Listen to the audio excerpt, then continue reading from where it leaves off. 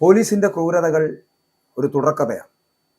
അത് നമുക്ക് കേട്ടുകേൾവിയുള്ളതാണ്. പോലീസ് അട്രോസിറ്റിയെക്കുറിച്ച് പറയേണ്ട ആവശ്യമില്ല. പക്ഷേ പല കഥകളും പുറത്തു വരുന്നില്ല. എന്തുകൊണ്ടാണ്? അത് ഈ നരാധമന്മാർ ധരിച്ചിരിക്കുന്ന പോലീസ് വേഷം കൊണ്ട് മാത്രമാണ്. പല സ്ത്രീകളും പല പെൺകുട്ടികളും പീഡിപ്പിക്കപ്പെടുന്നുണ്ട് എന്നുള്ളത് പരമമായ സത്യമാണ്. അത് പറയാതിരിക്കാൻ കഴിയില്ല. ഇപ്പോൾ ഈ 2014 നടന്ന ഒരു സംഭവമായിട്ട് ബന്ധപ്പെട്ടിട്ട് ഉമേഷ് എന്ന് പറയുന്ന ഇന്നത്തെ വടകര DYSPയെ പിരിച്ചുവിടുമ്പോൾ, അല്ലെങ്കിൽ പിരിച്ചുവിടുകയല്ല, സസ്പെൻഷനിലേക്ക് പോകുമ്പോൾ അതിന് പിന്നിലെ ഒരു രഹസ്യമുണ്ട്, ഒരു കഥയുണ്ട്, അല്ലെങ്കിൽ ഒരു വലിയ ചരിത്രമുണ്ട്. അനാശാസ്യത്തിന് പിടിക്കപ്പെട്ട ഒരു സ്ത്രീയെ കേസിൽ നിന്ന് ഒഴിവാക്കാമെന്ന് പറഞ്ഞ് അവരെയും അവരെ കൂടെയുള്ളവരുടെ ഏകദേശം 3-4 പേർ കൂടെ ഉണ്ടായിരുന്നു, അവരുടെ കയ്യിൽ നിന്ന് കൈക്കൂലി പണം വാങ്ങിക്കുകയും ഇവരെ കേസിൽ നിന്ന് ഒതുക്കാമെന്ന് പറഞ്ഞുകൊണ്ട് ഈ സ്ത്രീയെ പീഡിപ്പിക്കുകയും പലതവണ പീഡിപ്പിക്കുകയും ചെയ്ത ഉമേഷ് എന്ന് പറയപ്പെടുന്ന വ്യക്തിക്കാണ് 2025 നവംബർ മാസം 30 അയാൾക്ക് സസ്പെൻഷൻ ലഭിക്കുന്നത്. നമ്മളിന്നത് വാർത്തയായിട്ട് എല്ലാവരും പറയുന്നുണ്ട്. പക്ഷെ എന്തുകൊണ്ടാണ് ഇത്രയും നാൾ ഈ ഉമേഷ് എന്ന് പറയപ്പെടുന്ന നരാധമനായ പോലീസുകാരൻ്റെ ചെയ്തികൾ പുറത്തു വരാത്തത്? ഭയത്തോടു കൂടി ഇത് കാണുന്നത് കൊണ്ടാണ് അന്ന് പരാതിക്കാരി അല്ലാതിരുന്ന, അല്ലെങ്കിൽ അന്ന് ഈ പറയുന്ന അനാശാസ്യത്തിന് പിടിക്കപ്പെട്ട ആ സ്ത്രീ ഒരു കേസ് പോലും കൊടുക്കാൻ കഴിയാതെ മാറുന്നത്. കാരണം ഇവർ ഭീഷണിപ്പെടുത്തുകയാണ്.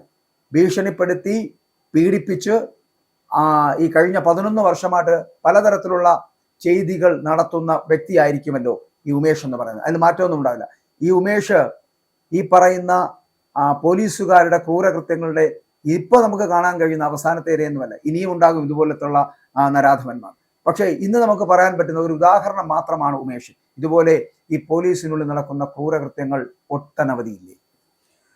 തീർച്ചയായിട്ടും കേരളത്തിലെ പോലീസ് എന്ന് പറയുന്നത് ലോകത്തിലെ ഏറ്റവും മികച്ച പോലീസാണ് എന്ന് നമ്മൾ എപ്പോഴും പറയാറുണ്ട്. അപ്പോൾ UK അതേ മോഡലിൽ നമ്മൾ തയ്യാറാക്കിയിട്ടുള്ള ലോകത്തിലെ ഏറ്റവും വലിയ ഫോഴ്സാണ്, ഏറ്റവും മികച്ച ഫോഴ്സ്. ഏത് തരത്തിലുള്ള അന്വേഷണവും വളരെ കൃത്യമായിട്ട് നടത്തി സത്യം കണ്ടെത്താൻ കഴിയുന്നതാണ് കേരളത്തിലെ പോലീസ് എന്ന് പറയുന്നത്. കേരളത്തിലെ പോലീസ് സേന ലോകത്തിന് തന്നെ ഒരു മാതൃകയാണെന്ന് പലപ്പോഴും നമ്മൾ പറയാറുണ്ട്. ആ പോലീസ് സേനയിൽ തീർച്ചയായിട്ടും ഇത്തരത്തിലുള്ള ക്രിമിനൽ സ്വഭാവമുള്ള, കറപ്ഷനുള്ള, അതേപോലെയുള്ള ധാരാളം വൃത്തികേടുകൾ കാണിക്കുന്ന പോലീസ് ഓഫീസർമാർ പോലീസ് സേനയിലുണ്ട്. അപ്പോൾ അതൊരു യാഥാർത്ഥ്യമാണ്. അപ്പോൾ ഏത് ഒരു സമൂഹത്തിൻ്റെ പരിപ്രേക്ഷ്യമാണ് പോലീസും. അപ്പോൾ സമൂഹത്തിൽ ഇത്തരത്തിലുള്ള എല്ലാ ആളുകളും ഉള്ളതുപോലെ പോലീസിലുമുണ്ട്. പക്ഷേ ഇവരെ ശരിക്കും കൺട്രോൾ ചെയ്യേണ്ടതാണ്. ഇപ്പോൾ DGPയുടെ നേതൃത്വത്തിൽ വളരെ ശക്തമായിട്ടുള്ള ഒരു പോലീസ് സംവിധാനമാണ് നമ്മുടെ സംസ്ഥാനത്തുള്ളത്. അപ്പോൾ ഇത്തരത്തിൽ വഴിതെറ്റിപ്പോകുന്ന, അല്ലെങ്കിൽ ക്രിമിനൽ സ്വഭാവമുള്ള, അല്ലെങ്കിൽ സ്ത്രീകളെ ബലാത്സംഗം ചെയ്യുന്ന, കേസുകൾ ഒതുക്കി തീർക്കുന്ന, കൈക്കൂലി വാങ്ങിക്കുന്ന പോലീസുകാരെ കണ്ടെത്തുന്നതിനും അവരെ പിടികൂടി നിയമത്തിൻ്റെ മുന്നിൽ എത്തിക്കുന്നതിനും വളരെ ശക്തമായിട്ടുള്ള സംവിധാനം ഉണ്ട്. ഓരോ പോലീസ് സ്റ്റേഷനുമായിട്ട് ബന്ധപ്പെട്ട് സ്പെഷ്യൽ ബ്രാഞ്ചും വിജിലൻസും ഇൻ്റലിജൻസും എല്ലാം ഉണ്ട്. അപ്പോൾ നമുക്ക് ഏറ്റവും ശക്തമായിട്ടുള്ള ഒരു സംവിധാനമാണ് പോലീസുള്ളത്. എന്നിട്ടും ഇത്തരത്തിലുള്ള കുറ്റവാളികൾ പിടിക്കപ്പെടുന്നില്ല. അവർ 10-14 വർഷം സ്ത്രീകളെ ബലാത്സംഗം ചെയ്തിട്ടും പിടിക്കാൻ നമ്മുടെ പോലീസിനോ അല്ലെങ്കിൽ നമ്മുടെ സ്പെഷ്യൽ ബ്രാഞ്ചിനോ ഒന്നും ഇതിനെക്കുറിച്ച് വിവരമൊന്നും ഉണ്ടായിരുന്നില്ലേ? അതാണ് ഇന്നത്തെ ഏറ്റവും വലിയ ചോദ്യം. വളരെ നിരാശ ഉണ്ടാക്കുന്ന ഒരു കാര്യമാണ് കേരള പോലീസിനെ സംബന്ധിച്ചിടത്തോളം ഇത്തരത്തിലുള്ള ഓഫീസർമാരെന്ന് പറയുന്നത്. അപ്പം വളരെ പ്രധാനപ്പെട്ട ഒരു കാര്യം, DGPയുടെ നേതൃത്വത്തിൽ ശക്തമായിട്ടുള്ള ഒരു സംവിധാനം ഇത്തരത്തിൽ വഴിതെറ്റിപ്പോകുന്ന, ക്രിമിനൽ സ്വഭാവമുള്ള, കൈക്കൂലി വാങ്ങിക്കുന്ന, അല്ലെങ്കിൽ കേസുകൾ ഒതുക്കി തീർക്കുന്ന, ശക്തമായിട്ടുള്ള നിയമ നടപടികൾ സ്വീകരിക്കാത്ത പോലീസ് ഉദ്യോഗസ്ഥന്മാരെ കണ്ടെത്തുകയും അവരെ നിയമത്തിന്റെ മുന്നിൽ കൊണ്ടുവരികയും ശിക്ഷിക്കുകയും ചെയ്യുന്നതിന് ശക്തമായിട്ടുള്ള ഒരു സംവിധാനം കേരളത്തിലെ DGP ഉണ്ടാക്കേണ്ടതാണ് എന്ന് തന്നെയാണ് എൻ്റെ അഭിപ്രായം. ഈ അനാശാസ്യത്തിനാണ് ഒരു സ്ത്രീയെ 2014 പിടിക്കുന്നത്. ആ അനാശാസ്യത്തിന് പിടിക്കുന്ന സ്ത്രീയുടെ കൂടെ ഉണ്ടായിരുന്ന 3-4 പേർ വേറെ ഉണ്ടായിരുന്നു. അവരുടെ കയ്യിൽ നിന്ന് കൈക്കൂലി വാങ്ങിക്കുന്നു. ഈ സ്ത്രീയെ വീട്ടിൽ ചെന്ന് കുട്ടികളുടെ മുമ്പിൽ അവരുടെ മുമ്പിൽ നിന്ന് ഈ സ്ത്രീയെ തൂക്കിയെടുത്ത് ടെറസിന് മുകളിലേക്ക് കൊണ്ടുപോയി പീഡിപ്പിക്കുകയാണ് ചെയ്തത് എന്ന് ഈ ഉമേഷുമായിട്ട് ബന്ധപ്പെട്ട് വരുന്ന CI, അതായത് ചെർപ്പളശ്ശേരിയുടെ CI ആയിരുന്ന ബിനു തോമസ് എന്ന് പറയപ്പെടുന്ന വ്യക്തി തൻ്റെ ആത്മഹത്യാക്കുറിപ്പിൽ പറയുന്നുണ്ട്. ഞാൻ പറഞ്ഞു വരുന്നത് അതല്ല. ഈ ഉമേഷിനെ പോലുള്ള നരാധമന്മാരെ സസ്പെൻഷനിലേക്ക് ഒതുക്കുന്നു. സസ്പെൻഷൻ ആണോ ചെയ്യേണ്ടത്? ഒരു സസ്പെൻഷനിലേക്ക് വരെ എത്തിക്കാൻ വേണ്ടിയിട്ട് ചെയ്യേണ്ടി വന്നത് ഒരു മനുഷ്യന്റെ ജീവനാണ്. ഈ പറയുന്ന ബിനു തോമസ് എന്ന് പറയപ്പെടുന്ന CI ആത്മഹത്യ ചെയ്തതിന് ശേഷം അദ്ദേഹത്തിന്റെ ആത്മഹത്യാക്കുറിപ്പിൽ കണ്ട കാര്യങ്ങളാണ് ഇന്ന് നമുക്ക് മുൻപിൽ ഈ വസ്തുതയായിട്ടും കഥയായിട്ടും നിൽക്കുന്നത് 2014 നടന്ന സംഭവമാണ്. ഒന്ന് ആലോചിച്ച് നോക്കി, എത്രത്തോളം ക്രൂരമായിട്ടുള്ള പ്രവൃത്തിയാണ് നടത്തിയിരിക്കുന്നത്, എന്നിട്ടും ഒരു സസ്പെൻഷനിൽ ഒതുക്കുന്നു.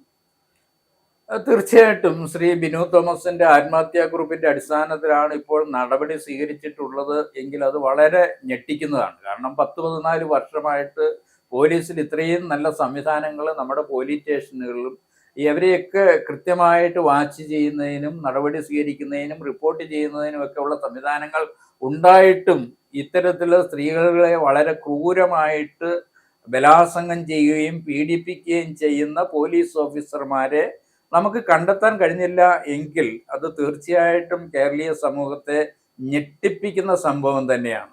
ഇതിന് ഒരു സസ്പെൻഷൻ ഒന്നും അല്ല കൊടുക്കേണ്ടത്. ഇത്തരത്തിലുള്ള പോലീസുകാരെ യാതൊരു ദാക്ഷിണ്യം കൂടാതെ അവരെ നമ്മുടെ സർവീസിൽ നിന്ന്, പോലീസ് സേനയുടെ സർവീസിൽ നിന്ന് പിരിച്ചു വിടുക തന്നെ വേണം. പക്ഷെ അത് നടപ്പിലാവുന്നില്ല. പകരം നടപ്പിലാവുന്ന ഇത്തരത്തിലുള്ള സസ്പെൻഷനിൽ ഒതുക്കുകയാണ് ചെയ്യപ്പെടുന്നത്. അങ്ങനെയുള്ളൊരു സമീപനം ഒരിക്കലും ഒരു കൃത്യതയുള്ള ഒരു സർക്കാരിന് ചേർന്നതല്ല. അല്ലെങ്കിൽ നട്ടലുള്ള ഒരു ആഭ്യന്തരമന്ത്രിയോ DGP ഒക്കെ ഉണ്ടെങ്കിൽ ചെയ്യാവുന്ന കാര്യമാണ്. പക്ഷെ അത് ചെയ്തില്ല. അതെന്തും ആയിക്കൊള്ളട്ടെ. പക്ഷേ സാറിന് തോന്നുന്നുണ്ടോ ഇവിടെ ഏതെങ്കിലും ഒരു പോലീസ് സ്റ്റേഷനിൽ സ്ത്രീകൾക്ക്, അല്ലെങ്കിൽ സ്ത്രീകൾക്ക് എന്തിനാ, പുരുഷന്മാർക്ക് പോലും ഭയത്തോടു കൂടിയല്ലാതെ ചെന്ന് കയറാൻ കഴിയുന്നുണ്ടോ? മാതൃകാ പോലീസ് സ്റ്റേഷനുകൾ എന്നാണ്, അല്ലെങ്കിൽ ജനമൈത്രി പോലീസ് സ്റ്റേഷനുകൾ എന്നാണ് പല പോലീസ് സ്റ്റേഷനുകളെ കുറിച്ചും പറയുന്നത്. പക്ഷേ ജനങ്ങളുമായിട്ട് എന്തെങ്കിലും ഒരു മൈത്രി ഇവർക്കുണ്ടാകുന്നുണ്ടോ, ഈ പോലീസിനുണ്ടാകുന്നുണ്ടോ?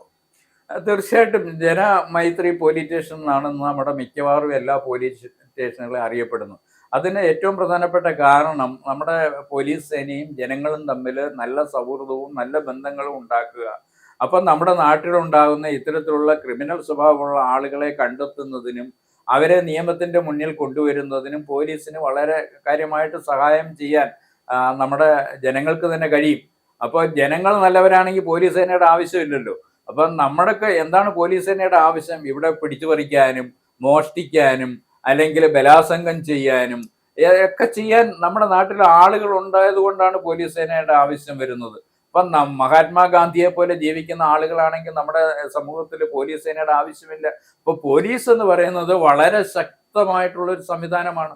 ആ സംവിധാനത്തെ കൃത്യതയോടുകൂടി ഉപയോഗപ്പെടുത്തുകയാണെങ്കിൽ ഇത്തരത്തിലുള്ള പ്രശ്നങ്ങൾ വരികയില്ല. ഇന്ന് ഒരു സാധാരണക്കാരന്, ഇപ്പൊ എൻ്റെ വേറൊരു വണ്ടി ഒരാൾ കൊണ്ടുവന്ന് വരച്ചാൽ ഞാൻ പോലീസ് സ്റ്റേഷനിലേക്ക് പോകില്ല, ഞാനത് റിപ്പയർ ചെയ്യുള്ളൂ. കാരണം എന്ന് പറഞ്ഞാൽ പോലീസ് സ്റ്റേഷനിൽ പോയി കഴിഞ്ഞാൽ ഒരുപാട് നിയമക്കുരുക്കുകളും പിന്നെ ധാരാളം അതിന്റെ പ്രൊസീജിയറുകളൊക്കെ കഴിഞ്ഞ് വരുമ്പോഴത്തേക്ക് നമ്മൾ തന്നെ ഇടിച്ചു പോകും.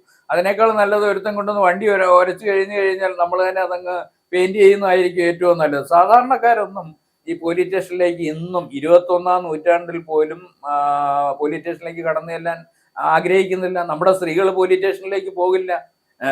നല്ല വീട്ടമ്മമാരും പിന്നെ പെൺകുട്ടികളും ഒന്നും പോലീസ് സ്റ്റേഷനിലേക്ക് പോകാൻ ഇന്നും മടിക്കുന്നു.